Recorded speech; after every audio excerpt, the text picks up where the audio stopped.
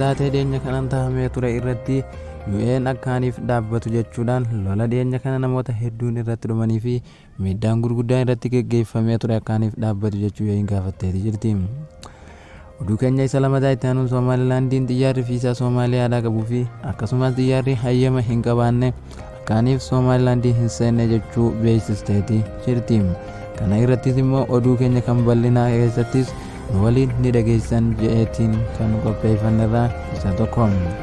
Oduu keenya isa lammaffaatiin Itoophiyaan namoota sharafa alaatiif akkasumas sharafa keessaatti irratti bobba'uudhaan hannaa fi akka garaagaraa raawwatan namoota hedduu to'addeen jira jechuun poolisiin federaalaa Itoophiyaa beeksiseeti jiran.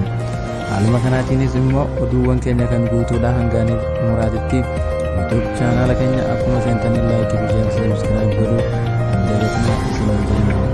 Oduuwwanoota kanaatiinis hanga xumurichaatti nu faana turtii taasisaa isiniin jenna.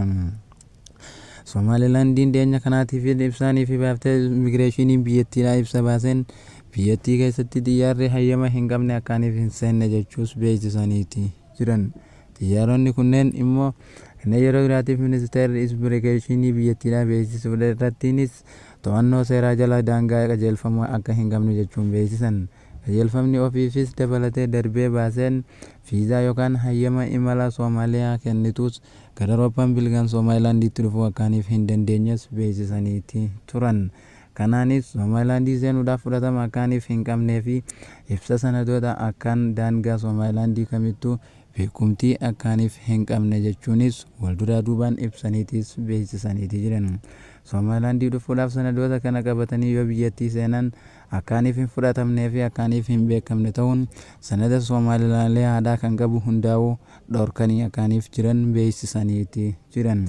Haaluma kanaatiinis immoo ibsoota isaanii kana keessattis wantoota hedduu isaan jabeessanii qabatan keessatti Somaalilaandii keessatti karaa hojimaata seeraa qabeessaa fi dambii immigireeshiniidhaa biyyaalessaa waliin wal simsiisu qofaanis gara saniinis imala danda'uudha jedhan. Kanaanis namoonni gara immigireeshinii biyyattiitiin dhufuu barbaadan akkasumas dirree xiyyaaraa isaanii guutuu Igaal Internaashinaal Hargeysaa kan jedhamu qubbachuun akkasuma gara biraattiin immoo Barbaraa Igiin ABCdhaatiin gara saniinis nuqunnamuu hin danda'an jechuun Somaalilaandiin dubbatteeti jirti.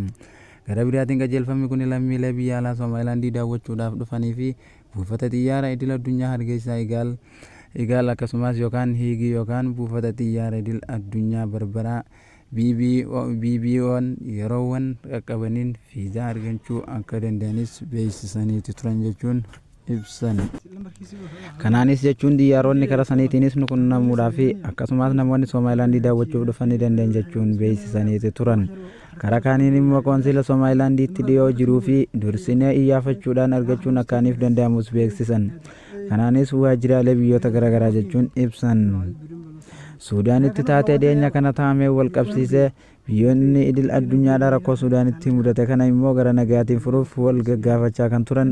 Guyyaa irraan tanaa immoo taateen Suudaan keessatti taa'ameef akkasumas akkaaniif dhaabbatu jechuus gaafatan. Gara jabummaa Suudaan keessatti raawwatamee jiru dhaabuudhaaf mootummaan biyyoota gamtoomanii akkaaniif jajjabinaan irratti hojjetan jechuus beeksisaniiti turan. Mirgoota namoomaa kabajamuu dhabuudhaa fi mirgi ilma namaa akkamiin eegamuu dhaba kan jedhamuun Suudaan keessatti haala ajjeechaan garaagaraa namoota garaagaraa irratti raawwatamaa ture biyyoota hedduu kan ajaa'ibsiise jechuun dubbataniiti turan. Gareen finciltoota Awurooppaan bilgaan suppoorti fergeeksi sin ebla bara 2023 kaasee loltoota idil addunyaa Suudaan waliin wal waraanuu erganiif eegalaniifis Suudaan keessatti onkololeessa 26 bara 2025 iddoo waraanaa cimtuu dhihoo Daarfuur qabatee ture jechuudhaan ibsaniiti turan. Gareen kanneen immoo ji'oota 18tiif erganiif marsee mootummoota dhawaa turaniif dhaabbilee mirga namoomaa ajjechaa sanyii fi ukkaamsaa dabalatee gara jabummaa raawwachuu isaanii beeksisaniiti jiran. Yeroo haasa'aa jirutti kanatti gochaaleen gara jabummaadhaan raawwatamaa jiraachuu isaaniitis namoonni hedduun miidiyaa irrattis himaniiti turan jechuun beeksisan.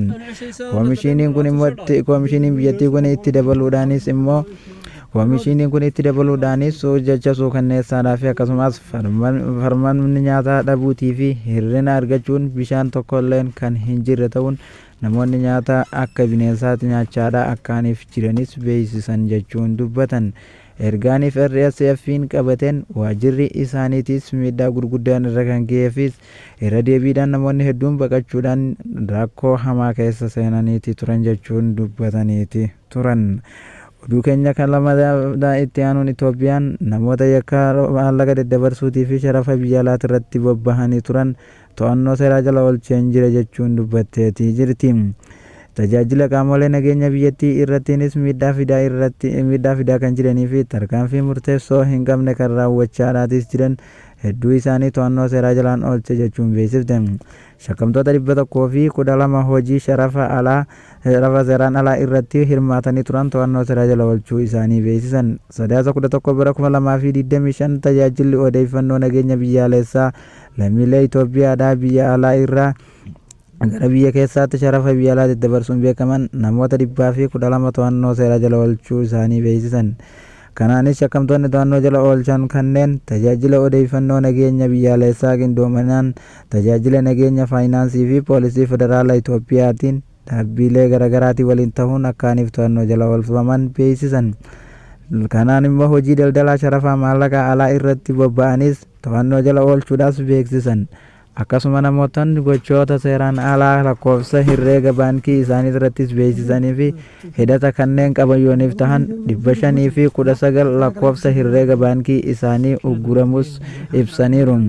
Ibsicha kanaatiinis itti dabaluudhaanis immoo diinagdee biyyaalessaa irratti raawwatamaa turee fi bifa kanaanis piroojeektiiwwan mootummaa gurguddoo jeequmsaa fi akkasumas uummata mootummaa irratti kakaasuuf diinagdee Itoophiyaadhaa akkaaniif hin guddanneefis qindoominaan raawwatamaa turan jechuudhaan ifoomsan. Dabalataan namoonni hojiilee maallaqa alaa irraa argachuudhaa fi akkasumas gibira jala dhokachuudhaafis maallaqa seeraan alaa daddabarsuun shakkamuu isaaniitis beeksisan. Garuutuu akkaaniif ibsi kun jechaadhaan jirutti kunis shororkeessitootaa fi akkasumas gareewwan waajjira hidhata qaban deeggaruudhaan kanaanis shororkeessitoonni garaagaraa adda addaatiin maallaqa argachuudhaan mootummaa irratti tarkaanfii guddaa fudhachaati jiran jechuun beeksisan. Diinagdee biyyattiidhaa immoo haala hin taanee fi akkasumas rakkoo hamaa keessa